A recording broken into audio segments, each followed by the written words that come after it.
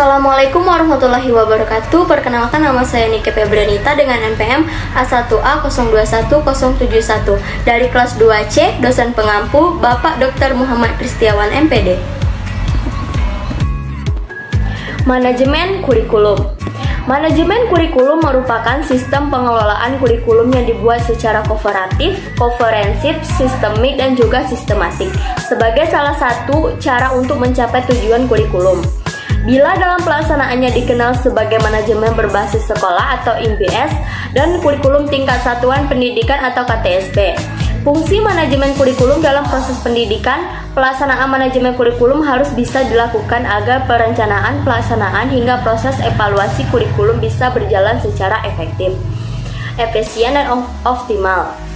Melihat pada fungsinya, manajemen kurikulum memiliki beberapa fungsi, diantaranya yang pertama, untuk meningkatkan efisiensi dalam pemanfaatan sumber daya kurikulum melalui pengelolaan yang sudah terencana untuk meningkatkan equality atau keadilan dan kesempatan kepada para siswa agar bisa mencapai hasil yang maksimal melalui berbagai macam kegiatan yang telah ditetapkan, seperti lewat ekstrakurikuler, dan kokurikuler, ataupun rencana pembelajaran yang telah dibuat.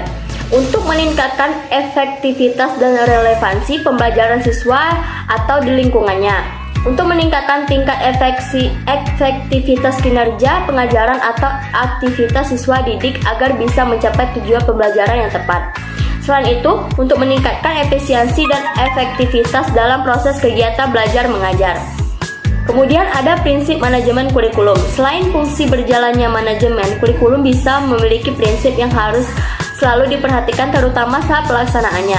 Ada 5 prinsip yang secara umum sudah dikenal di kalangan pendidikan, yaitu produktivitas berhubungan dengan hasil yang didapatkan dalam kegiatan kurikulum, serta pertimbangan bagaimana agar seluruh peserta didik bisa mencapai hasil yang sesuai dengan tujuan kurikulum.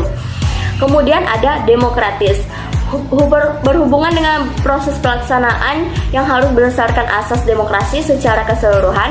Kooperatif, prinsip yang berhubungan dengan perolehan hasil yang diharapkan harus diikuti dengan kerjasama yang positif. Di antaranya, pihak-pihak yang terlibat efektif dan efisien. Melihat efektivitas dan efisien pada berbagai komponen yang ada di dalam manajemen kurikulum seperti biaya, waktu, dan tenaga kerja, mengarah kepada visi, misi, dan tujuan yang sudah ditetapkan dalam manajemen kurikulum.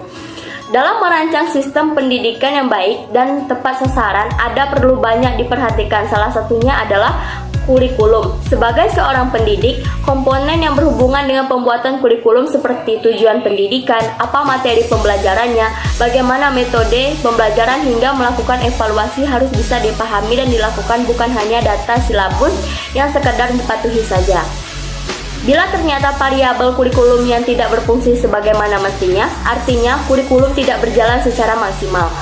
Berdasarkan pengertian yang diambil dari Undang-Undang Nomor 20 Tahun 2003 mengenai Sistem Pendidikan Nasional, secara garis besar menyatakan bahwa kurikulum merupakan seperangkat rencana juga pengaturan mengenai tujuan, isi, dan bahan pengajaran serta cara yang dipakai sebagai pedoman untuk menyelenggarakan kegiatan pembelajaran sehingga bisa mencapai tujuan yang telah dibuat.